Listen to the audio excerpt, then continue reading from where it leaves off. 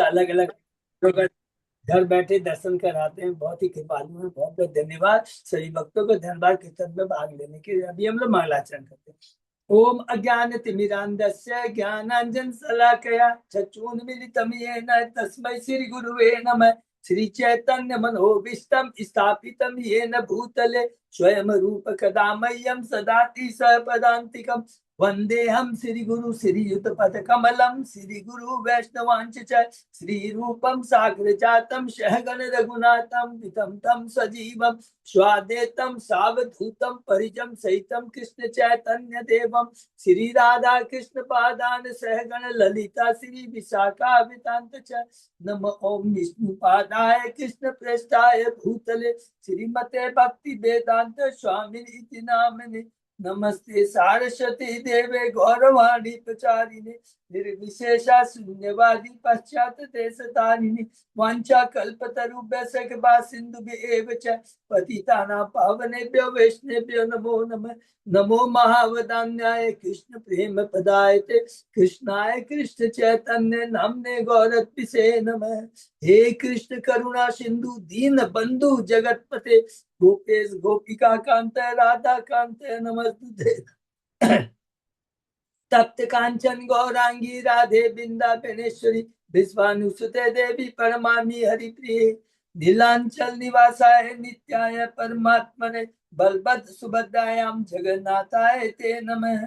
जय श्री कृष्ण चैतन्य प्रभु नित्यानंद श्री अद्वैत गदाधर श्रीवासादि गौर भक्त बिंद मुखम करोति वाचालम पंगुलंगे गिम यत्कृपातवाम वंदे श्री गुरुम दीनतारिणम् परमानंद माधवम श्री चैतन्येश्वरम।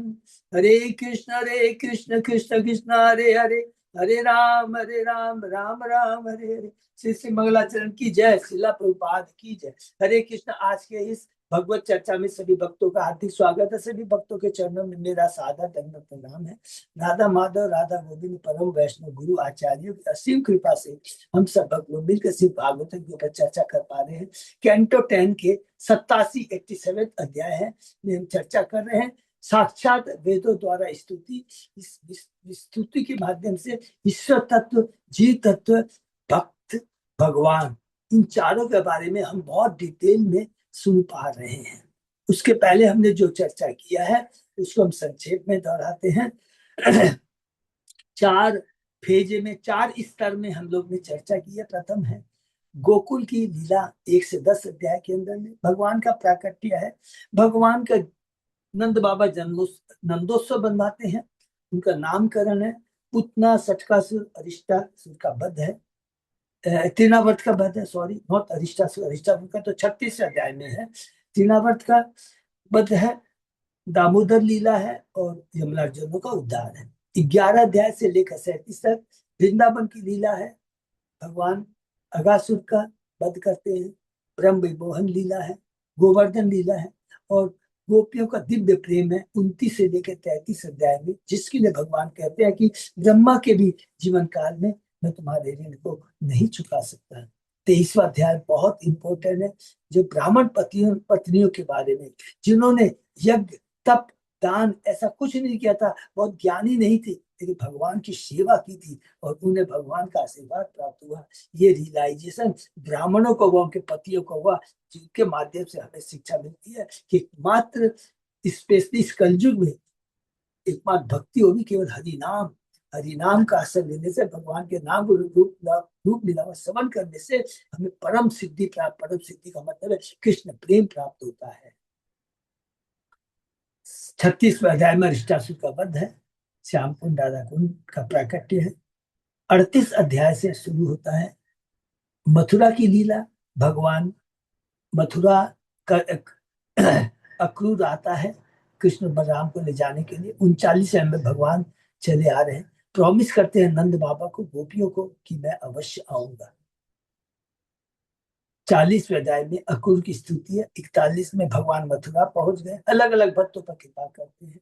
जुलाहा के ऊपर, माली के ऊपर भी, अलग अलग धोबी के ऊपर भी सब कृपा करते हैं।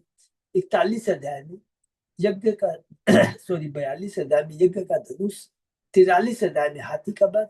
कलवा पीठ हाथी का, और 44 अध्याय में कंस का वध है और मथुरावासी उसके अत्याचार से मुक्त होते हैं। 45 अध्याय में सांदीपनि मुनि के आश्रम में भगवान जाते हैं और 64 में 64 के बाद सीखते हैं। 46-47 अध्याय में भगवान अक्रूर सॉरी भगवान उद्धव को भेजते हैं वृंदावन। बहुत सुंदर है। इसी के अंदर में भ्रमर गीत जो गोपियों ने गाया 47वां अध्याय में बहुत ही दिव्य है। 49 अध्याय में भगवान अक्रूर को हस्तिनापुर भेजते हैं। 50 अध्याय में भगवान द्वारका की स्थापना करते हैं, हमने पढ़ा है इसके अंदर में। और जरासंध का मथुरा पर आक्रमण है, 17 बार हार जाता, 18वीं बार भगवान को चूंकि अब मथुरा जाना है और लीलाएं करनी है, रण छोड़ की लीला संपन्न करते हैं। 50 से 50 अध्याय में। 51 अध्याय में मुचकुंद पर कृपा है। 52 अध्याय से शुरू होता है द्वारका की लीला। किससे शुरू होती है? रुक्मणी से। अरे वो रुक्मणी भगवान का सदैव श्रवण करती है। उनके पिता भी भक्त हैं, भीष्मक, बड़े बड़े प्रामाणिक गुरु आचार्य उनके घर आते थे, उनसे वो श्रवण करती थी। ये भी बहुत इंपॉर्टेंट, श्रवण किससे करना चाहिए, लिखा एकदम। प्रामाणिक गुरु आचार्य उसके घर में आते थे और वो भक्ति की शक्ति से इतनी ताकत आ गई। उसका भाई रुक्मी शिशुपाल से ब्याह करना चाहता था, सक्सेस नहीं हुआ। जो भगवान की शरण देता, कोई असुर प्रवृत्ति कोई कार्य नहीं करेगी। प्रहलाद के ऊपर में हिरण्यकशिपु ने कितना अत्याचार किया, लेकिन कुछ काम नहीं आया। उसने अत्याचार किया, सारी शक्ति लगा ली, प्रहलाद को कुछ नहीं हुआ, लेकिन उसकी सारी भक्ति ऐश्वर्य खत्म हो गया। इसलिए भक्त को कभी टच नहीं करना चाहिए, एक बहुत बड़ी शिक्षा है। रुक्मी मारा गया, सब देखिए, बहुत इंपॉर्टेंट शिक्षा है। 55 अध्याय में प्रद्युम्न की कथा है संक्षेप में, जो कि रुक्मणी भगवान श्री कृष्ण के पुत्र है। 56 अध्याय में सत्यभामा जामवंती से जो और पट्ट रानी उसका ब्याह है। 58 अध्याय में काली दिव्य बंदा सत्या भद्रा लक्ष्मणा के साथ ब्याह है। 59 अध्याय में और 16,192 से भगवान ने ब्याह किया था। बोमासुर को मार करके, नरकासुर को मार करके। 60 अध्याय में भगवान का परिहास है रुक्मणी के संग। 61वें अध्याय के अंदर में रुक्मी का वध है। 62 और 63 अध्याय में भगवान कृपा करके बाणासुर को ऊपर। 64 अध्याय में राजा वृक्ष के ऊपर कृपा करते हैं। 65 अध्याय में बलराम जी जाते हैं, कहाँ पर? वृंदावन जाते हैं। बहुत सुंदर लीला है भगवान, क्योंकि बलराम जी कृष्ण के विस्तार है, एक्सपांशन है। उन्होंने भी जब वो एक चक्र में प्रकट हुए थे, उन्होंने भी कृष्ण की तरह लीलाएं की थी, बहुत सुंदर। हम लोग गए थे एक चक्र में, सुना था। 66वें अध्याय के अंदर में भगवान पौंड्रक के ऊपर में कृपा करते हैं, जिसे शाहरुख मिस्त्री प्राप्त होती है। 67 अध्याय में दिव्य बानर। 68 अध्याय में भगवान बलराम दुर्योधन और हस्तिनापुर वासु पर कृपा करते हैं। वो सोचते हैं कि हमारे ऊपर भगवान कितना ऐश्वर्य प्राप्त है, ये यादव है। भगवान बताते कुछ नहीं, भगवान को कुछ नहीं कर पाना। बलराम को हल लेते हैं और पूरा हस्तिनापुर को टान कर यमुना के अंदर डालना चाहते हैं। सबकी बुद्धि समझ में आ जाती है, अरे ये तो भगवान है, हम किससे पंगा लेती है। तो भगवान कहते गुरु के प्रति कभी भी अपराध नहीं करना चाहिए। और 69 अध्याय से हमने देखा नया पड़ाव शुरू होता है। क्या? नारद जी जाते हैं द्वारका में, बहुत सुंदर लीला है। भगवान के ऐश्वर्य का वर्णन करते हैं, उधर भगवान बताते हैं कि गृहस्थ जीवन में कैसे हमें जीवन यापन करना चाहिए। कृष्ण को खुद भगवान अपनी पूजा करते हैं, कृष्ण को केंद्र में रखते हैं। 70 अध्याय में भगवान उद्धव से पूछते हैं क्या करूं, हमें राष्ट्रीय यज्ञ संपन्न कराना है युधिष्ठिर का, और बंदी राजाओं को भी छुड़ाना है। तो उद्धव जी सलाह देते हैं, क्योंकि भगवान उद्धव को ग्लोरीफाई करना चाहते हैं। हमने देखा 7वें अध्याय सब याद आता है। देखिए भगवान कैसे कैसे करते हैं। बड़े अध्याय 7 में का क्या देखा? नरसिंह भगवान आते हैं। नरसिंह भगवान आते हैं, ब्रह्मा जी, शिव, सारे ब्रह्मांड के अलग अलग सिद्ध, कन्नड़, समन अलग अलग लोगों से आते हैं। भगवान को तुष्ट करने के लिए कुछ नहीं कर सकते, लेकिन जैसे ही प्रहलाद महाराज जाते हैं तो भगवान शांत हो जाते हैं। अर्थात भगवान ये श्रेय है तो प्रहलाद को देना चाहते हैं। तो हर जगह भगवान अलग अलग जगह है। वही देखेंगे 8वें अध्याय में, कैंटो में हमने देखा है प्रहलाद भी आते हैं, भगवान बलि महाराज को श्रेय देते हैं। तो भगवान समय काल पाते अलग अलग भक्तों को ग्लोरीफाई करते हैं। तो उसी तरह हम लोगों ने यहाँ पर देखा, हम लोगों ने किस प्रकार भगवान अलग अलग भक्तों का उद्धव जी पर कृपा करते हैं। 71 अध्याय में भगवान आ जाते हैं इंद्रप्रस्थ, और जो इंद्रप्रस्थ आने तक की जो माने द्वारका से इंद्रप्रस्थ आ रहे हैं, इसका बहुत सुंदर वर्णन है। 72 अध्याय में भगवान आ गए हैं हस्तिनापुर, और वहां पर इसका वध करवाते हैं, जरासंध का वध करवाते हैं। किसके द्वारा? भीम के द्वारा।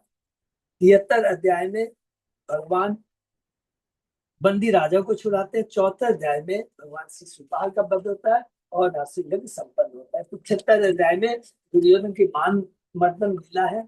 76 77 अध्याय में सालवा का वध भगवान करते हैं। 78 अध्याय में दंतवक्र, शिशुपाल और दंतवक्र दोनों भाई है। तो दंतवक्र का, विधिरथ का, और इसके बाद में रोमहर्षण का।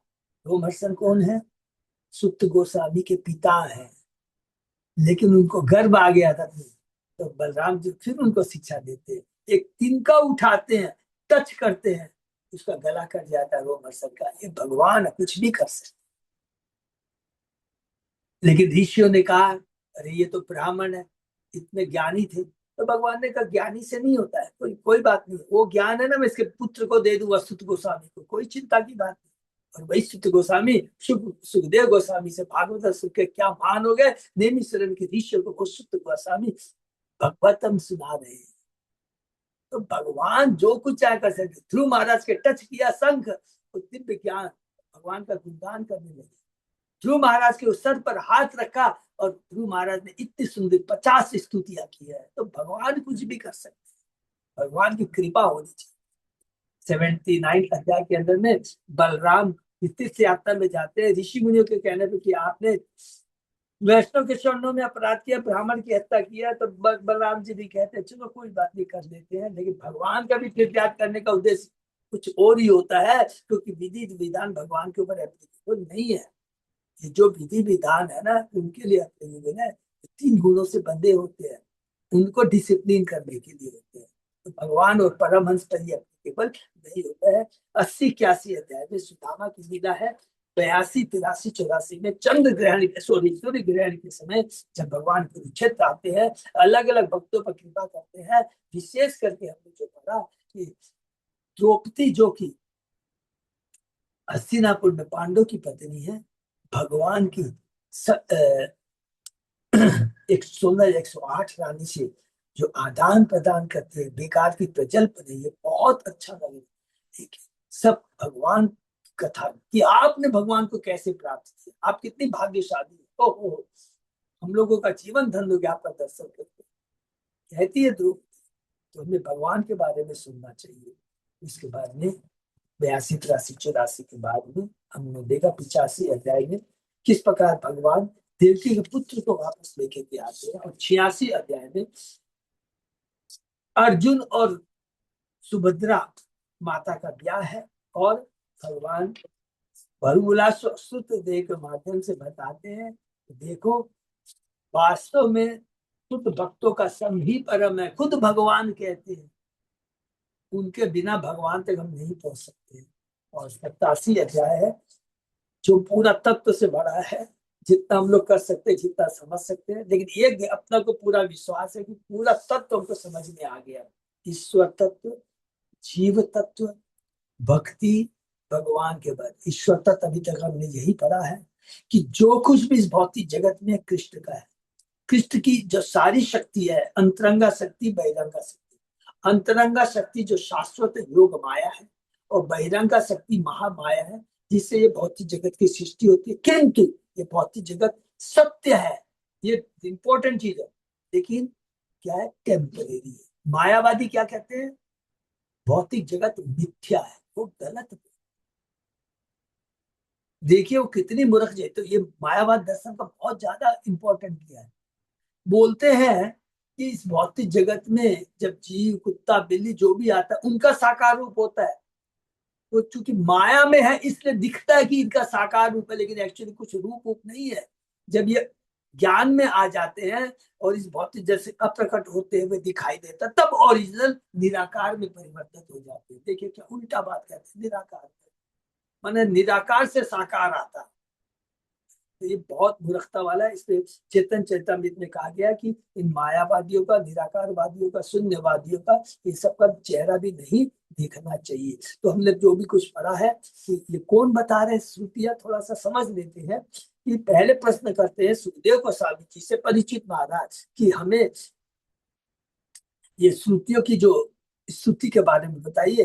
तब सुखदेव गोस्वामी जी कहते मैं नहीं, नारद मुनि ने बद्रिकाश्रम में जो नर नारायण ऋषियों से पूछा उसके बारे में बताता हूँ। उसके पास जाते हैं तो उसके बाद में नारायण ऋषि बोलते हैं देखो जन लोक में सनंदन, चार कुमारों में से एक है ना, सनंदन ने जो श्रुति श्रुतियों, जो कि देहदारी श्रुति, पर्सनल जो माने मूर्ति रूप में जो है श्रुतियों ने क्या बताया है भगवान के बारे में, भक्ति के बारे में, भक्त के बारे में, मायावाद अलग अलग तरीका है। हमारी कैपेसिटी के बाहर है, उतनी हमारे नहीं हो गया। फिर भी हमने थोड़ा बहुत जो भी सीखा है, समझा है, इसमें हमने पाया कि श्रुतियां कहती है हे अजीत, आप ही एक ऐसे हैं जो माया द्वारा जीते नहीं जाते, बल्कि ब्रह्मा जैसे लोग भी आपकी माया से भ्रमित हो जाते हैं।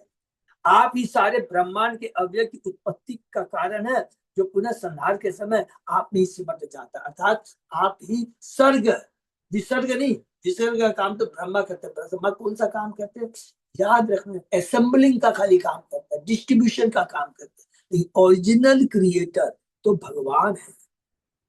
जो बुद्धिमान लोग हैं वे आपके दिव्य कष्टाओं के अमृत में सागर में गहरी डुबकी लगाकर समस्त कलुषों से छुटकारा पा जाते हैं। एकमात्र यदि भौतिक जगत में रहते हुए, भौतिक जगत में रहते हुए यदि हमको दिव्य शांति चाहिए, आत्मा को शांति चाहिए, भोजन चाहिए, आत्मा की तुष्टि यदि चाहिए, तो एकमात्र भगवान की भक्ति कर, भक्ति के द्वारा पाप पुण्य कर्म द्वारा दूषित होने से बचा जा सकता है। भक्ति के द्वारा आपके भक्त वास्तव में जो भक्ति नहीं करते हैं, तो समझ लीजिए वो जीते हुए भी मरण मरे हुए के समान है।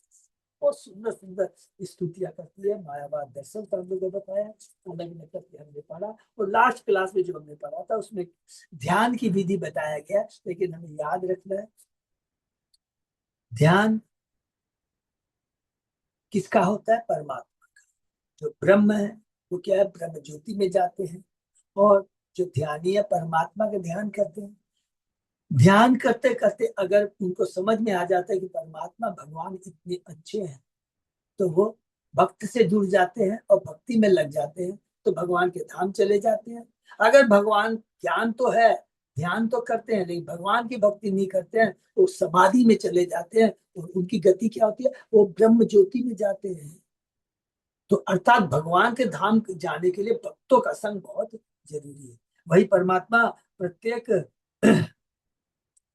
योनि में प्रवेश करते हैं, प्रत्येक योनि में प्रवेश करते हैं, प्रत्येक अणु में प्रवेश करते हैं, प्रत्येक जीव में प्रवेश करता है। किस रूप में, परमात्मा के रूप में। वो क्या काम करते हैं, उपद्रष्टा और अनुमंता का काम करते हैं। जीव समस्त शक्ति के स्वामी, आप भगवान के अंश, हम सब कौन है, भगवान के अंश हैं। तो और जो भगवान है, भगवान के जो विस्तार है, भगवान के जो अवतार, जो भी कुछ कह दिए, जो स्वांश जो कहलाते हैं, स्वांश माने वो विष्णु तत्व है, और हम लोग विभांश है, लोग है जीव तत्व है। विष्णु तत्व का मतलब उनका शरीर आध्यात्मिक होता है, वो बैकुंठ लोक में, गोलोक में रहते हैं। और विभांश जो है, जिनका भौतिक शरीर होता है, इस 14 भुवन जो ब्रह्मा जी जिसमें स्थान, उसके अंदर में रहते हैं। और उनका शरीर 3 गुणों से, 5 तत्वों से बना हुआ पृथ्वी अग्नि जल वायु आकाश जैसा होता है। ये हमने चर्चा किया, और देखते हैं श्रुति क्या बोलते हैं। जितना समझ में आएगा उतना चेष्टा करके आगे बढ़ते हैं। ओम नमो भगवते वासुदेवाय। ओम नमो भगवते वासुदेवाय। ओम नमो भगवते वासुदेवाय। नारायण नमस्कृत्य नरं चैव नरोत्तमं देवी सरस्वती व्यासं ततो जयमुदीरये। नष्टायेषु भद्रेषु नित्यं भागवत सेवया भगवती उत्तम श्लोके भक्ति भवति नैष्ठिकी। कृष्णाय वासुदेवाय देवकी नंदनाय च नंद गोप कुमाराय गोविंदाय नमो नमः। आराधयो भगवान ब्रजेश तनय ततनाम वृंदावनम रमया काचित उपासना ब्रजवधू वर्गेण्य कल्पिता। श्रीमद्भागवतम प्रमाणम अमलम प्रेमापुमर्तो महान। श्री चैतन्य महाप्रभो मतमिदम तत् आदरो न परो। हरे कृष्ण कृष्ण कृष्ण हरे हरे हरे राम राम राम हरे हरे। कैंटो 10 अध्याय 87 श्लोक नंबर 21। बहुत बहुत धन्यवाद अच्छी तरह दास को। हम लोग शुरू करते हैं। दुर्भगम आत्म तत्व निगमाय त्वात् तन्नो चरित महा अमृत अवधि परिवर्त परिश्रमणा न परिलसन्ति केचित् अपवर्गम अपि ईश्वरते चरण सरोज हंस कुल संग विश्रेष्ठ गृह। हे प्रभु, कुछ भाग्यशाली, देखिए कुछ भाग्यशाली आत्माओं ने आपकी उन लीलाओं के विस्तृत अमृत सागर में गोता लगाकर भौतिक जीवन की थकान से मुक्ति पा ली है, जिन्हें आप अगाध आत्म तत्व का प्रचार करने के लिए साकार उद्धार करके संपन्न करते हैं। ये विरली आत्मा, बहुत ही रेयर आत्मा है, मुक्ति की भी परवाह न करके घर बार के सुख पैदा कर देती है, क्योंकि उन्हें आपके चरण को आनंद लूटने वाले हंसों के समूह सदी से भक्तों की संगति प्राप्त हो जाती है। जो भगवान के परम भक्त होते हैं, दिव्य आनंद कृपा किसमें करते हैं? केवल भगवान के भक्तों का संग। देखिए, प्रहलाद महाराज को नरसिंह भगवान के दर्शन हो गए हैं। वो तो कहते हैं मैं आपके रूप से डरता नहीं हूं, क्योंकि मैं आपकी शरण में हूं। जैसे एक मछली है ना, मछली पूरा सागर को समर्पित होती है। एक छोटी सी मछली है, उसके कोई फर्क नहीं पड़ता है। बड़े बड़े जहाज डूब जाते हैं, बड़े बड़े तैराक डूब जाते हैं, लेकिन छोटी सी मछली नहीं डूबती है, क्योंकि वो पूर्ण रूप से सागर रूपी भगवान को समर्पित होती है। ये प्रहलाद बोलते हैं। हाँ, मैं डरता हूं भक्तों का संग से। ये भौतिक जगत एक दुखालय है, और उससे बड़ी दुख की बात आती है अगर भक्तों का संग मिल जाए, उससे भी मरण है। हम भौतिक जगत में कष्ट पा रहे हैं, कोई बात नहीं है, कष्ट पाते रहो, चलो भक्ति भी नहीं किया कोई बात नहीं है, तुमको यही मनुष्य योनि मिलेगी। भक्तों का संग कर लिया तो मनुष्य योनि से हाथ धो बैठेंगे। बहुत देर इसलिए कहते हैं कि सदी से भक्तों की संगति का, जो भक्तों का संग कर दिया जीवन धन्य हो गया। भगवान की कृपा गारंटेड है, गारंटेड कि भगवान की कृपा मिलेगी, क्योंकि भक्तों का काम ही है, शुद्ध भक्तों का संग ही है कि भगवान के आदेशों का पालन करना। जारे देखो तारे को कि हमारा आज्ञा मुझे तारो ही दे। ये बहुत इंपॉर्टेंट, जहां भी आए ना भक्तों का संग, समझ लीजिए यही वास्तव में जीवन का लक्ष्य है, जो कि प्रभुपाद जी ने हमें प्रदान किया है।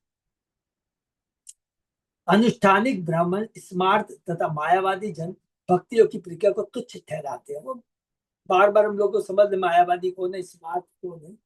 उनका कथन है कि भगवत भक्ति तो भावुक व्यक्तियों की वस्तु है। देखिए कितनी घंडोली बात करते हैं, जिनमें कठोर विधि प्रधान को पालन करने या ज्ञान का कड़ा अनुसरण करने की परिपक्वता का अभाव होता है।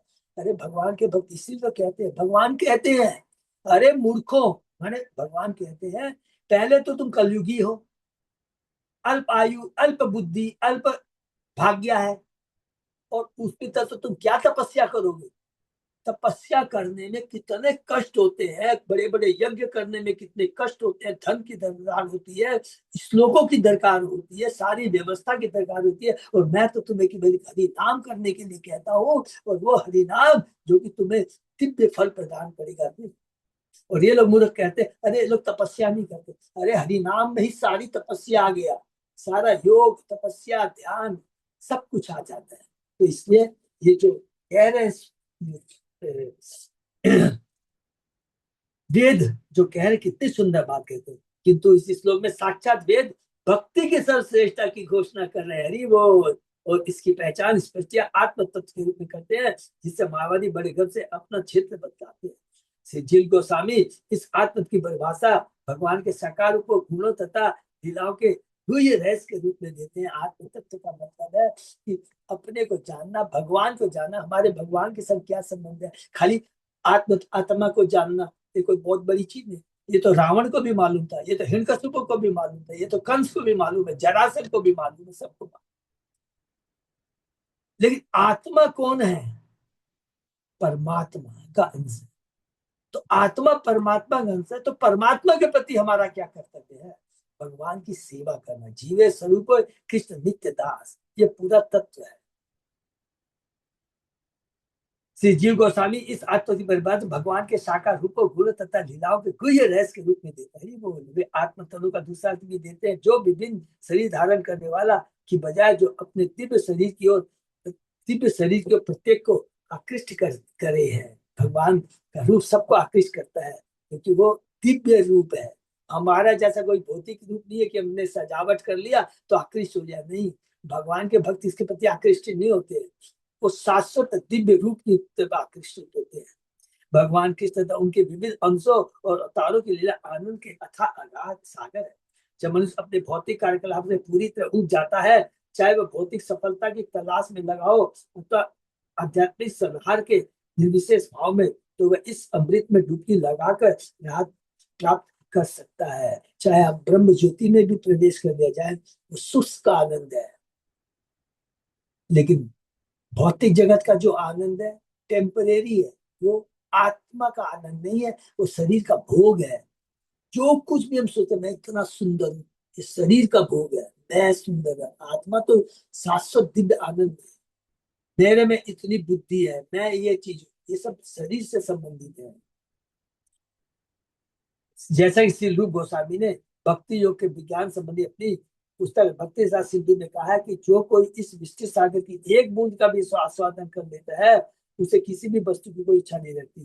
भक्ति रसामृत सिंधु का एक बिंदु, भक्ति रूपी सिंधु का एक बिंदु का भी यदि हम लोग आस्वादन कर लेते हैं, टच कर लेते हैं, तो धीरे धीरे सारी भौतिक इच्छाएं खत्म हो जाती है।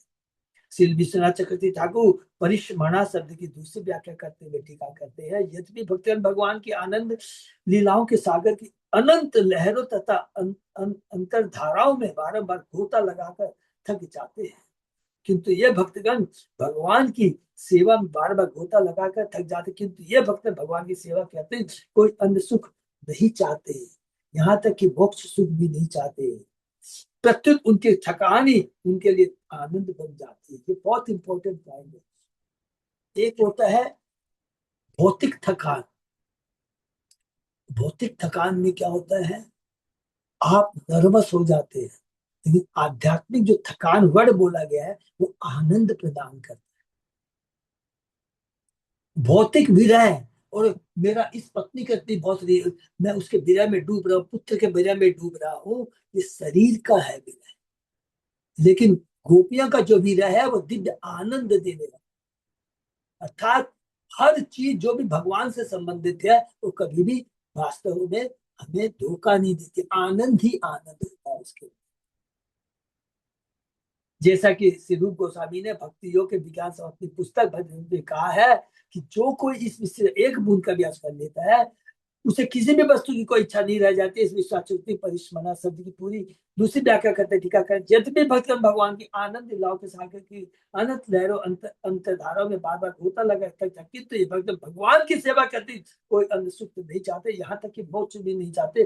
प्रत्युत उनकी थकान ही उनके लिए आनंद बन जाती है। जिस तरह संभोग से उत्पन्न थकान यौन की लते वाले व्यक्ति को सुखद लगती है, भगवान के शुद्ध भक्त भगवान की लीलाओं की मनोहर कथाएं सुनकर अनुप्राणित होते हैं और नाचने गाने जोर से चिल्लाने, अपनी एड़िया पर टकराने, मूर्छित होने तथा उन्मत्तों की तरह इधर उधर दौड़ने के लिए बाध्य हो जाते हैं। इस तरह शारीरिक थकान का अनुभव किए बिना आनंद विभोर रहते हैं। मंदिर में हम देखिए कभी कभी इतने सुंदर भक्त आते हैं, मैंने देखा, आप सब लोगों ने देखा, युद्ध जो बच्चे हैं एक कितना ऊंचा उठ उठ करके हरि कीर्तन करते हैं, जंपिंग कीर्तन करते हैं, डांसिंग कीर्तन करते हैं, उनको आनंद आता है। कभी वो बोलते हैं मैं थक गया, नहीं, एक अंदर में एक स्फूर्ति आती है, दिव्य आनंद का अनुभव होता है। शुद्ध वैष्णव को तो मोक्ष भी नहीं चाहिए। सारूप्य, साष्टी, सामीप्य, सालोक्य, सायुज्य, कोई मुक्ति नहीं चाहिए। अन्य ऐच्छिक लक्ष्यों जैसे स्वर्ग के शासक पद भी तो बात ही नहीं होती। प्रबोधानंद सरस्वती कहते हैं, स्वर्ग का आनंद तो क्या है, माया जाल है, और ब्रह्म ज्योति में जाने की इच्छा नरक के समान। इतना समर्पण भाव इस जगत में निश्चित रूप से दुर्लभ है। जैसा कि इस श्लोक में श्रुति द्वारा परित केचित सबसे प्रकट होता है। शुद्ध भक्त न केवल भावी लाभ की लालसा का परित्याग कर देते हैं, अपितु संपत्ति उनके पास जो कुछ यथा घर था, पारिवारिक जीवन की सारी सामान्य सुविधाएं, उसके प्रति भी उनका आकर्षण ज्यादा रहता है। उनके लिए संत वैष्णव परंपरागत गुरु और शिष्य तथा परिशिष्य की संगति ही उनका असली परिवार बन जाता है। ये किसके लिए हुआ था? जो प्रभुपाद जी ने, कि मैंने तो अपना परिवार छोड़ा, 4-5 जन 10 को छोड़ा, अभी तो मेरे पास इतना बड़ा परिवार है। हरि बोल। जिसमें से सुखदेव जैसे हंस रूपी महापुरुष होते हैं। हरि बोल। ये महापुरुष भगवान के चौके सेवा का मधुर अमृत नित्य पान करते हैं। उपनिषदों तथा अंशितों के अनेक मंत्र मोक्ष की अपेक्षा भक्ति को खुले तौर पर श्रेष्ठ घोषित करते हैं। तो श्रुति सब चीज के लिए बारे में बताएंगे, है? सब चीज के बारे में बताएंगे, कर्म के बारे में, ज्ञान के बारे में, ध्यान के बारे में, कर्म योग के बारे में, ध्यान योग के बारे में, ज्ञान योग के बारे में, लेकिन अल्टीमेटली भक्ति ही परम है, जो कि भागवतम में, गीता में, चेतन कहीं भी आप देख लीजिए, इसी को स्थापित किया गया है कि भक्ति को ही श्रेष्ठ घोषित करते हैं। नरसिंह पूर्व तापनी उपनिषद के शब्दों यम सर्वे वेदा नमन्ति मुमुक्षुभु ब्रह्मवादिनश्च। सारे वेद, सारे मुमुक्ष तथा ब्रह्म के जिज्ञासु व्यक्ति उन्हें ही नमस्कार करते हैं, भगवान को। इस मंत्र की टीका करते हुए श्री शंकराचार्य ये सुकाम करते हैं, मुक्ता अपनी लीलया विग्रहम कृत्वा भजन्ति। मुक्त आत्माएं भी भगवान का अर्चा विग्रह स्थापित करके उनकी पूजा करने में हर्ष अनुभव करते हैं। भगवान की अर्चा माने साकार रूप की पूजा करके। इस प्रसंग में आचार्य शंकर के महान प्रतिधनशील मध्वाचार्य आनंदी तीर्थ अपने प्रिय श्रुति मंत्र उद्भुत करते हैं, जैसे मुक्ता उत्तम उपासते मुक्ता नाम अपनी भक्ति ही परमानंद रूपिणी। मुक्त लोग भी उनकी पूजा करते हैं जो उनके लिए भी भक्ति परम आनंद रूपिणी है। तथा अमृतस्य धारा बहुता तो चरण नो लोके सुधिताम ददातु ओम तत्सत। जिनके चरणों से अमृत की धारा बहती है, वे चरण अमृत जगत के निवासियों को ज्ञान प्रदान करे। हमारी जो ज्ञान प्रदान का मतलब, हमारी ये बंद आंखें हैं। बंद आंखें का मतलब अज्ञानता में जो है, जो हमारी बंद आंखें माने आध्यात्मिक दृष्टि से जो अंधे हैं, अज्ञान है, उनको ज्ञान प्रदान करे। संक्षेप में श्री सिद्धेश्वर स्वामी प्रार्थना करते हैं, तत्व कथा मृत पादो पाथो दो तो महाम उदर कुर्वन्ति कृतिन केचित चतुर्वर्ग तृणो अपम। वे दुर्लभ भाग्यशाली व्यक्ति जो आपकी कथाओं के अमृत सागर में कीड़ा करके प्राप्त करते हैं, वे जीवन के महान चतुर्वर्ग, लिखा है ना, चतुर माने धर्म अर्थ काम तथा मोक्ष को तिनके के समान समझते हैं। इसके भागवत में पहला ही श्लोक है ना, दूसरा श्लोक है धर्म प्रोजित केतो निर्मत्सरा नाम अनुपथम कुलायम इदम आत्मस्वीत प्रियवत चरति ततो उन्मुखो त्वयि ते प्रिय आत्मनीच नवत रमन्ति अहो असत उपासन्य आत्महनो यत अनुशय्या भ्रमन्ति कुरु भवे शरीर भित्तः। जब यह मानवी शरीर आपकी पूजा के निमित्त काम में लाया जाता है तो यह आत्मा मित्र तथा प्रिय की तरह कार्य करता है, किंतु दुर्भाग्यवश यदि आप बद्धिजों के प्रति सदैव कृपा प्रदर्शित करते हैं और हर तरह से स्नेह पूर्वक सहायता करते हैं, और यद्यपि आप उनके असली आत्मा है, असली उनके वेद विषय है, किंतु सामान्य लोग आप में आनंद नहीं लेते, उल्टे वे माया की पूजा करके आध्यात्मिक आत्महत्या करते हैं। हरि बोल। हाय, असत्य के प्रति भक्ति करके वे निरंतर सफलता की आशा करते हैं, किंतु वे विविध निम्न से धारण करके इस अत्यंत भयावह जगत में निरंतर इधर उधर घूमते रहते हैं। कितना सुंदर श्लोक है। जीवन का लक्ष्य है अपने खोए संबंध को स्थापित करना। संबंध क्या, विधि क्या है, हरिनाम करना, अभिधेय, और लक्ष्य प्रयोजन क्या है, पुनः खोया हुआ संबंध स्थापित करना। का मतलब है हमने भक्ति के द्वारा जो संबंध को तोड़ दिया था संबंध को पूरा भी हम लोगों ने जोड़ दिया। अगर हम ऐसा नहीं करते और किसी दूसरी चीज का आश्रय लेते हैं, अर्थात हम आत्महत्या करते हैं, इसका मतलब है ये जो आत्मा 5 तत्वों से, 8 मन बुद्धि अहंकार पृथ्वी अग्नि वायु से जो बना हुआ है, इसके अंदर जो फंसा हुआ है वो फंसा ही रह जाता है और केवल शरीर के लिए कार्य करते हैं। तो यदि हम आत्मा को इस बंधन से नहीं छुटा सकते, तो इसको कहा गया कि हम आत्महत्या करें, अर्थात बार बार इस जन्म मृत्यु जात आकर के चक्र में से घुमा रहे हैं। हम घूम रहे हैं, सॉरी, हम घूम रहे हैं, हम आत्मा घूम रहे हैं, क्योंकि हम आत्मा है। जो लोग सर्व दयामय भगवान की सेवा न करके माया में रहते रहना चाहते हैं, उनके लिए वे बड़ी कठोर शब्दों का प्रयोग करते हैं।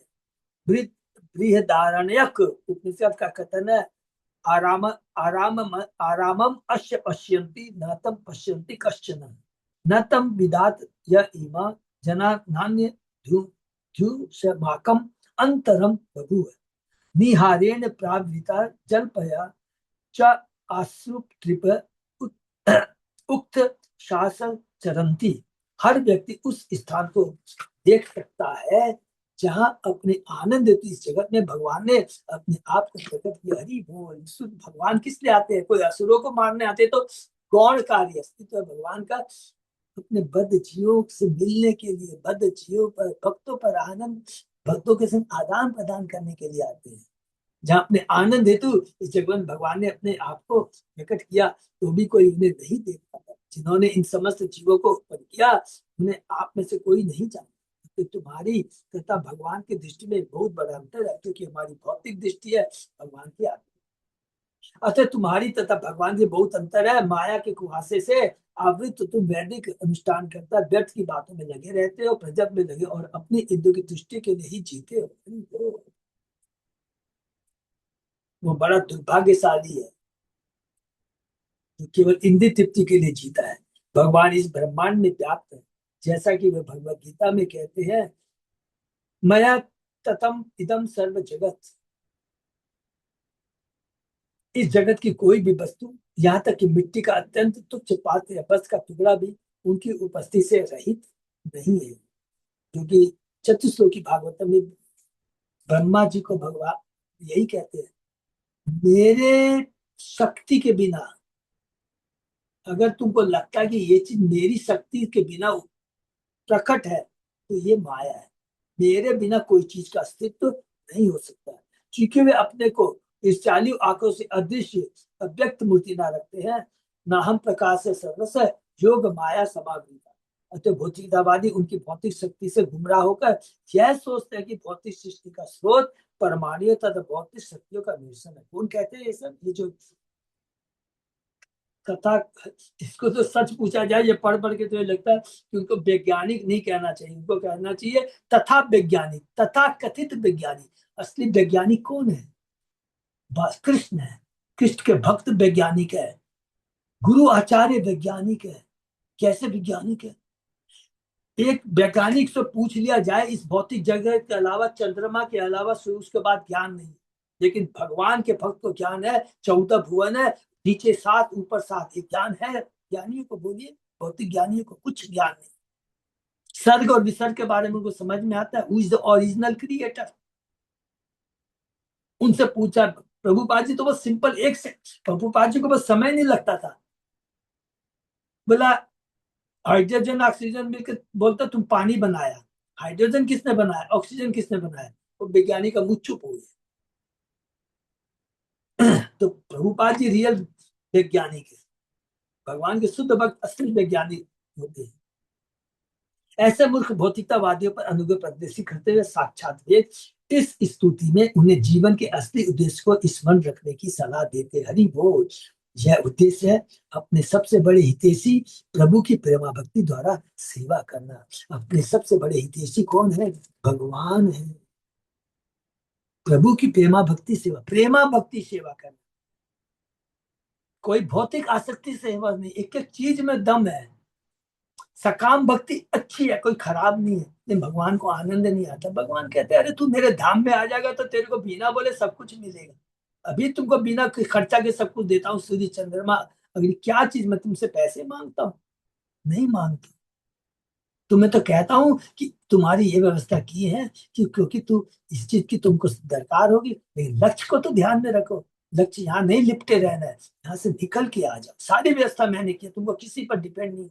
शास्त्र दिया, आचार दिया, गुरु दिया है, सब कुछ दिया। मनुष्य शरीर आध्यात्मिक चेतना को जागृत करने के लिए आदर्श सुविधा है। देखिए कितना मनुष्य शरीर बहुत दुर्लभ है, इसी को कहा है आदर्श सुविधा है। इसके अंग, कान, जीव, आंखें आदि भगवान के विषय में श्रवण करने, उनके यश का कीर्तन करने, उनकी पूजा करने तथा अन्य सभी आवश्यक भक्ति कार्य करने के लिए अति उपयुक्त है। ये वर्ड लिखा अति उपयुक्त है। अर्थात पशुओं के अंदर में भी कान, आंख, जीव, आंख होते हैं, लेकिन वे उपयुक्त नहीं है भक्ति करने के लिए, कि वो चेतना होती नहीं है। लेकिन मनुष्य का शरीर अति, मनुष्य के जो कान, आंख, नाक, जीव है वो अति उपयुक्त है। मनुष्य का भौतिक शरीर कुछ ही समय तक अच्छत रहने वाला, अतः इसे कुलायम कहा गया। पृथ्वी में विलीन होते हुए कोलीयते, तो भी यदि इसे उचित ढंग से उपयोग में लाया जाए तो यह मनुष्य का श्रेष्ठ मित्र हो सकता है। हरि बोल। अगर इसका शरीर का उपयोग लाया जाए तो श्रेष्ठ मित्र क्यों का? क्योंकि ये भक्ति में मदद करेगा। अगर इसका सदुपयोग किया जाए, इंद्रियों को भगवान की सेवा में लगाए। किंतु जब मनुष्य भौतिक चेतना में निमग्न रहता है तो शरीर झूठा मित्र बन जाता है। हरि बोल। बहुत सुंदर सुंदर बातें।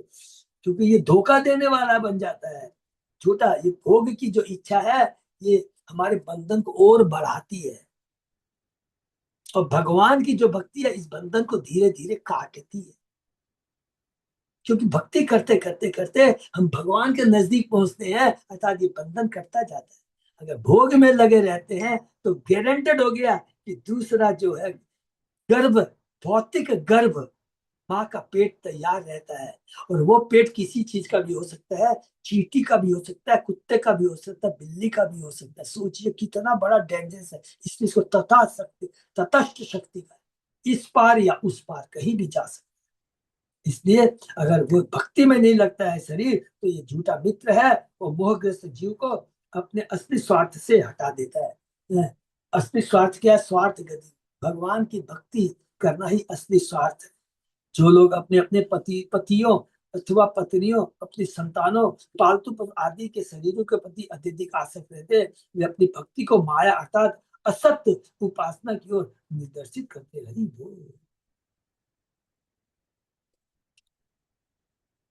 जो चीज भी टेम्परेरी है, असत्य है, उसके प्रति आसक्ति हमारे पतन का कारण। और ये बहुत सिंपल कैलकुलेशन है। पहले तो हम लोग को ऐसी समझ में नहीं आता था कि नस्वर क्या है ये चीज, अब तो समझ में आ गया।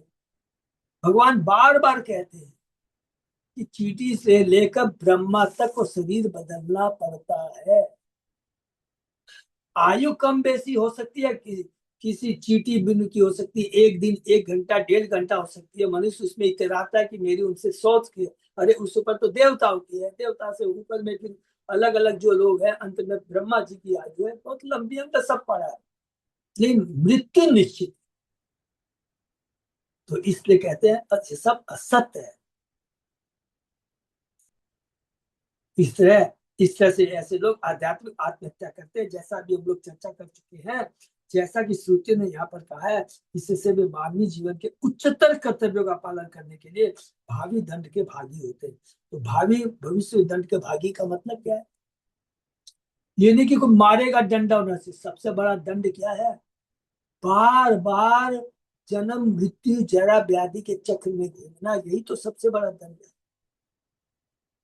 इससे बड़ा दंड नहीं हो सकता है। और कोई प्रलोभन दे दे कि ठीक है तुमको अच्छी मिठाई दे दिया तो स्वर्ग चला जा, अरे स्वर्ग चला गया वो भी टेम्परेरी है, नरक में गया वो भी टेम्परेरी, कहीं भी ब्रह्मांड के 14 भवन में चला जाओ सब टेम्परेरी है। इससे तो भगवान कहते हैं इसके चक्कर में मत पड़ो। अच्छा बुरा की कोई परिभाषा है, ये सब तो शरीर से संबंधित है। देखिए ना, कभी कभी रियलाइजेशन होता है हम बहुत कष्ट में हैं, और किसी कारण से, मैन तो प्रारब्ध से होता है, फिर भी अब चलिए मान लीजिए हम अपने प्रयास से अपने कष्टों को दूर कर दिए, इसी को बहुत सक्सेस मानते हैं। लेकिन असली जो कष्ट है, जन्म मृत्यु ज्यादा था, उससे हम लोग अनभिज्ञ रहते हैं। ये बहुत बड़ी तत्व ज्ञान है। ईशोपनिषद में घोषणा की गई है, अशूरिया नाम ते लोका अध्ययन तमस आवृता तांते प्रेत्या भी भी गच्छन्ति ये चे चात्मनो जना। आत्मा को मारने वाला चाहे जो भी हो, उसे साधारण असूर्या नामक लोक में जाना होगा, जो अंधकार तथा अज्ञान से पूर्ण हरि है। जो लोग इंद्र तृप्ति के प्रति अत्यधिक आसक्त हैं, या जो लोग झूठे भौतिकतावादी शास्त्रों तथा दर्शनों के रूप में अस्थायी की पूजा करते हैं, वे उन इच्छाओं को बनाए रखते हैं जो उन्हें क्रमशः निम्न से निम्नतर शरीरों में ले जाती है। ये बहुत इंपॉर्टेंट बात है, क्योंकि देखिए इसके पीछे तत्व है। हम जितना भोग ऐश्वर्य प्राप्त करते रहेंगे, भगवान से नहीं जोड़ेंगे, तो देखेंगे उस धन का दुरुपयोग होता है, गलत गलत लाइन में चले जाएंगे। 4 रेगुलेटरी प्रिंसिपल को तोड़ देंगे। 90% जिनके पास धन है, 90% लोग ये 4 चीजों को तोड़ते हैं, और वो सीधा क्लीन बोल्ड होकर पशु योनि में जाते हैं। बोलते कि तुमको तो वही चीज चाहिए जो पशु करते हैं ना। तो ये है बहुत, ये नहीं कि हम लोग बने रहेंगे, क्रमशः निम्न से निम्नतर शरीरों में ले जाती है, क्योंकि वे सदा के लिए संसार चक्र में फंसे रहते हैं। अतः उनके उद्धार की एकमात्र आशा यही है कि भगवत भक्तों के द्वारा दी गई दयापूर्ण शिक्षाओं को सुनने का अवसर पा सके। श्री सीता स्वामी प्रार्थना करते हैं, तय आत्मनि जगत नाथे मन मनो रमतामिह कदा मम ईदृशम जन्म मानुषम सम भविष्य। मुझे कब वह मनुष्य जन्म प्राप्त होगा जिससे मेरा मन परमात्मा ब्रह्मांड के ईश्वर आप में आनंद ले सके। वह मनुष्य जन्म प्राप्त जिसमें मेरा मन परमात्मा ब्रह्मांड के ईश्वर आप में आनंद ले सकेगा। वो मनुष्य जीवन नहीं जो भोग में लालायित, वो मनुष्य जीवन जिसमें मैं भक्ति कर पाऊँ, अरे वो उसकी लालसा करते हैं। ये देखिए सुंदर यहाँ पर वर्णन है। नेक्स्ट, निवृत्त मरुत्मन अक्षर दृढ़ योग युजो हिदीयन् यत मुने उपासते तत् अर्यो अपि ययु स्मरणात् स्त्रिय उर्गेन्द्र भोग भुजदंड विषक्त धीयो वयमा वय वय वयमपि ते समा समदृशो अंग्रि सरोज शुद्धा। भगवान के शत्रुओं ने मात्र उनका निरंतर चिंतन करते रहने से उसी परम सत्य ब्रह्म को प्राप्त किया, जिसे योगीजन अपने श्वास, अपने मन तथा इंद्रियों को वश में करके योग पूजा में स्थिर कर देती। इसी तरह श्रुतियां जो आपको सामान्य तथा सर्वव्यापी देखती है, आपके शब्दों से वही अमृत प्राप्त कर सकेगी जिसका आनंद आपकी प्रिय आत्माएं आपकी विशाल सर्प जैसे बाहों के प्रति अपने प्रेमाकर्षण के कारण होती है, क्योंकि आप हमें तथा अपनी प्रियतात्मा को एक ही तरह से देखते हैं। वो भगवान के शत्रुओं ने, ये बहुत सुंदर श्लोक है, जो कि ये बात युधिष्ठिर महाराज को नारद जी कहते हैं। जब युधिष्ठिर महाराज से नारद जी से युधिष्ठिर महाराज पूछते हैं तो भगवान तो पक्षपात करते हैं। क्या पक्षपात करते हैं भाई? अरे देखो ना, शिशुपाल इतना गाली देता था, ये करता था, उसको भी उन्होंने मुक्ति प्रदान कर दी। तो भगवान, तो नारद जी बोलते हैं, और एक नारद जी दूसरा श्लोक और बोलते हैं, बहुत सुंदर बात कहते हैं। बोला जितनी गहरी, जितनी गहनता, जितनी तल्लीनता शत्रुओं की भगवान में होती है, उतनी भक्तों में नहीं होती है। जैसे हम भक्ति करते हैं, 2 घंटा सुबह कर लिया, शाम में, उसके बाद में अपने भौतिक कार्य में लग जाते हैं। लेकिन कंस को देखो, शिशुपाल को देखो, सोते जागते उठते बैठते केवल कृष्ण कृष्ण करता था, भले ही वो नेगेटिव भाव से करता था। कृष्ण आ गया, वो मुझे मारेगा। हाँ, तो बोला कि वो गहनता तो हमसे ज्यादा इन लोगों के अंदर होती है। लेकिन इंटरप्रिटेशन में कह देते, इसका मतलब ये नहीं है कि तुम नेगेटिव भाव से, प्रतिकूल भाव से भगवान की भक्ति, देखिए मुक्ति मिल जाती है। क्योंकि भगवान का किसी भी रूप में हम चिंतन करते हैं ना, तो ये बहुत इंपॉर्टेंट बात है। सारे कलुषिता नष्ट हो जाती है और हम इस भौतिक जगत को छोड़ देते हैं। लेकिन गोलोक धाम नहीं मिलेगा, वैकुंठ लोक नहीं मिलेगा, इसमें तो भगवान की भक्ति करने वाले ही चाहिए। तो मुक्ति हमको नहीं चाहिए, हमें भगवान की भक्ति चाहिए। इसलिए हमें प्रतिकूल भाव से न करके अनुकूल भाव से भगवान की भक्ति करनी चाहिए, नकल नहीं करनी चाहिए। अरे देखो ना, कंस को भी मुक्ति मिल गई, शिशुपाल को भी मुक्ति मिल गई, रावण को भी मुक्ति मिल गई। नहीं, आचार्य शिशु को संसार कुछ श्रुतियां जैसे कि गोपाल तापनी उपनिषद जो गोप कृष्ण एवं उच्चतम पद को एक मानती है, अभी तक बोलने के लिए धैर्य को प्रतिष्ठा करती है, किंतु अन्य श्रुतियों को खुलकर भगवान की प्रसन्न करते सुनकर ये घनिष्ठ श्रुतियां और समय तक धैर्य धारण नहीं कर सकी, अतः अपनी बारी आए बिना ही इस श्लोक में बोल पड़ी। मतलब दूसरी अलग अलग श्रुतियां हैं, अलग। योग माया के मार्ग के अनुयायी श्वास रूप कर तथा कठिन तपस्या द्वारा अपनी इंद्रियों तथा मनों को वश में करते हैं। यदि वे इस तरह अपने को पूरी तरह शुद्ध बना पाते हैं तो वे अंत में अपने हृदय में ब्रह्म के साकार परमात्मा का संचय करने वाले ध्यानी लोग हैं। जो हमने बार बार रिपीट कर दिया, यम नियम आसन प्राणायाम प्रत्याहार धारणा ध्यान समाधि। और यदि वे दीर्घ काल बिना किसी औरत के यह ध्यान चालू रखते हैं तो अंत में उन्हें असली इस चेतना प्राप्त हो सकती है। किंतु इस कठिन एवं अनिश्चित विधि से जो लक्ष्य प्राप्त होता है उसी को उन असुरों ने भी प्राप्त किया जिन्हें भगवान कृष्ण ने इस धरा पर अपनी लीलाओं के दौरान मारा था। हरि बोल, जो हम लोग चर्चा कर सके। किसी का मैं नाम लेती, कंस, शिशुपाल, जरासंध, किसी का भी नाम ले लीजिए। कंस तथा शिशुपाल जैसे असुरों ने जो कृष्ण के प्रति ईर्ष्या से भरे हुए थे, भगवान द्वारा मात्र वध के जाने पर शीघ्र मोक्ष प्राप्त किया। किंतु साक्षात वे अपनी बात बतलाते यहाँ कहते हैं कि वे भगवान किसके विश्वास भक्तों, विशेषतः ब्रज की युवा गोपियों से भगवान किसके प्रति समर्पण का अनुकरण करके भगवत प्रेम उत्पन्न करना सीखकर समझ। भगवत प्रेम, क्योंकि आत्मा सच्चिदानंद, आत्मा को आनंद चाहिए, वो खाली मुक्ति नहीं चाहिए। अरे ज्ञानियों को भी तो मुक्ति मिलती है लेकिन उसमें आनंद नहीं होता है। तो हमको चाहिए भगवत प्रेम उत्पन्न करना, सीखकर समझेंगे तभी सत्य चित्त और आनंद का प्राप्त करेंगे। सत्य है ब्रह्म ज्योति, चित्त है जिसमें सत्य और चित्त परमात्मा उपदृष्टा अनुबंधता, लेकिन सत्य चित्त आनंद जो भगवान का साकार होता है उसमें होता है। परमात्मा में आनंद माने, ये सब बाद में तर्क करेंगे, बहुत तर्क है। परमात्मा क्या है? उपदृष्टा अनुमंता है, लेकिन भगवान है सत्य चित्त और आनंद भी प्रदान करने। यद्यपि ये गोपियां भगवान के साधे से सोने एवं बल से आकृष्ट समाज से प्रतीत होती थी, बहुत ध्यान से पढ़ना हमको, किंतु ये ब्रज की देवियां ध्यान की सर्वोच्च पूर्णता प्रदर्शित कर सकी। श्रुतियां उन्हीं की तरह बनना चाहते। देख रही है कितनी बड़ी बात लिखा है। हमको लगता है ये गोपियां हैं, ये साधारण गोपी है, देखो ना, दूध दूती है, गाय को दूती है, ये करती है, याद रखिए क्या वर्ड लिखा है। लेकिन हर पल सेकंड कृष्ण का चिंतन करती रहती थी, अनुकूल भाव से, प्रेम के भाव से। श्रुतियां उन्हीं की तरह बनना चाहती है कि हमको वो लेवल चाहिए जो गोपियों की, जो परम भक्त है।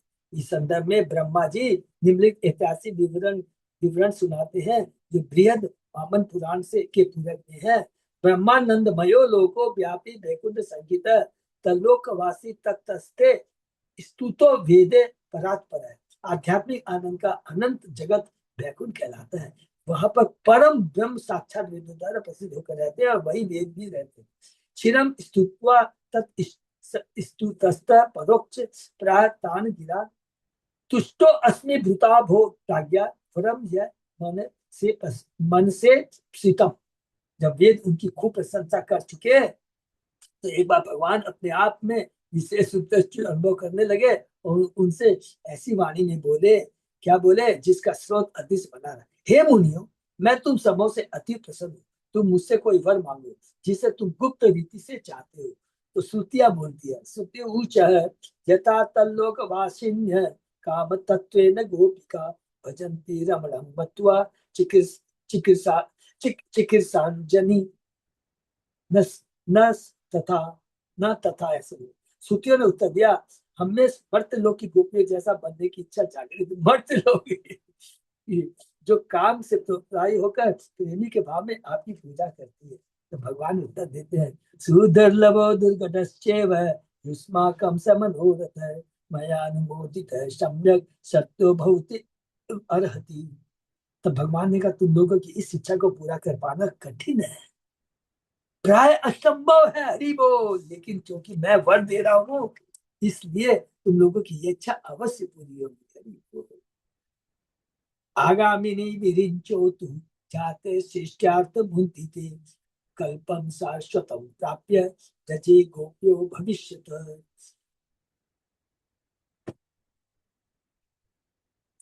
अच्युत अजय दास प्रभु क्या करे, इसको पूरा करना है क्या? कर सकते हैं प्रभु जी, 2 4 5 मिनट लगेगा, तो बड़ा है लेकिन ऐसे। बड़ा प्रभु बोल नहीं सकते, इसलिए इतना तक चाहिए तो तो। ठीक है, यही विराम दे देंगे हाँ, अपने। खाली ये वाला पढ़ लेते हैं। जब अगला ब्रह्मा सृजन कर्म के अपने कर्तव्य को निष्ठा पूर्वक पूरा करने के जन्म लेगा, और जब उनके जीवन का दिन शाश्वत कल आएगा तो तुम लोग ब्रज में गोपियों के रूप में उत्पन्न होंगे, हरि बोल। तो यही इसका मतलब क्या होगा, आप लोगों ने हम लोगों ने पढ़ा है ना ये चीज, ये बहुत इंपॉर्टेंट पॉइंट है, प्लीज नोट करके रखेंगे।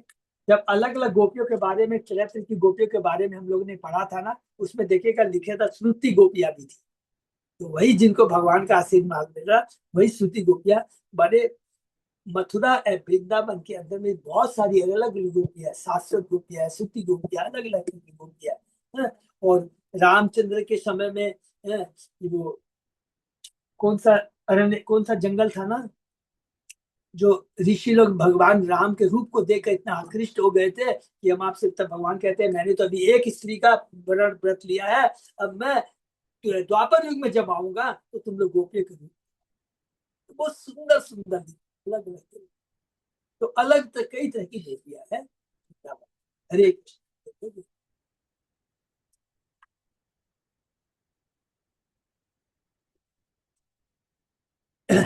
तो जो भी है कि आज हम लोग यही चीज पढ़ रहे, बड़ा सौभाग्य है कि हमें केवल भगवान की भक्ति करनी चाहिए। तो कौन सी भक्ति करनी चाहिए, बहुत इंपॉर्टेंट है। कभी भी भूल करके देखिए, मन में तो आता है, छिपा सकते थे है। तो क्या है कि भगवान ये इतना थोड़ा कष्ट देख लीजिएगा, भगवान थोड़ा सा एक कष्ट को कोई भले कितना बोले है, हमको सत्य होना आता है, स्वाभाविक है। क्यों आता है? क्योंकि हम बद्ध आत्मा है। देखिए इसमें तो हम बद्ध आत्मा तभी तो इस भौतिक जगत में है। लेकिन क्या है, कोई बात नहीं है। काम काम सर्व काम, खुद भगवान ने कहा है भागवतम में ना, अगर सकाम की भी इच्छा है तो भगवान से ही मांगना चाहिए। तो क्या करेंगे ना, भगवान माँ का रोल अदा करते हैं, व्यापारी का रोल अदा नहीं करेंगे। धीरे धीरे हमारी भौतिक इच्छाओं को धीरे धीरे खत्म करें। इसलिए भौतिक इच्छाओं को दबाने का नाटक नहीं करना चाहिए, बहुत इंपॉर्टेंट चीज है। अभी नाटक नहीं करना है, दिखावा नहीं करना। नहीं मैं तो बोल, अरे है अंदर में इच्छा, बाहर में दिखावा नहीं, नहीं, जो है। अरे उसकी दवा तो भगवान कह दी है ना, खाली मेरे चरणों की सेवा करते रहो, भक्तों की सेवा करते रहे, फेस्टिवल में सेवा करते रहिए, दान दीजिए जितनी कैपेसिटी है, स्वतः ही धीरे धीरे धीरे धीरे पता भी हमको नहीं लगेगा। ठीक है ना, तो वो करिए। हरे कृष्ण। किसी का कोई प्रश्न? हरे कृष्णा प्रभु जी, मथुरा की गोपियां और वृंदावन की गोपियां अलग अलग थी क्या? मतलब वृंदावन में ही तो गोपियां हैं। हाँ सारी ना, अभी जो सुनतियों को भगवान ने बोला है कि आप गोपी बन के वृंदावन आएंगी। वृंदावन वृंदावन वृंदावन में अलग अलग थी गोपियां, हम लोग पता पढ़ेंगे, पढ़ा है हम लोगों ने। ये मैं अच्छा। चैप्टर अभी याद दिलाता हूँ। मेरे ख्याल से 29 से जो 33 हमने पढ़ा है ना गोपियों के बारे में, उसी में है, गोपियों में है। चेक करेंगे, 2 मिनट में मिल जाएगा। हरे अलग कृष्ण। अलग सबकी गोपियां हैं। हरे कृष्ण। हरे कृष्णा, धन्यवाद, प्रणाम। धन्यवाद। अच्युत जय दास प्रभु, आप बस यहीं पे विराम देते, और तो कुछ है नहीं है। नहीं, बस हाँ प्रभु जी। यही तो, थैंक यू सो मच, सबको बहुत बहुत धन्यवाद। हरे कृष्ण। सही भक्त का बहुत बहुत धन्यवाद, कल से नहीं विराम देती, कल से वो सारी। हरे कृष्ण प्रभु। हरे कृष्ण, धन्यवाद।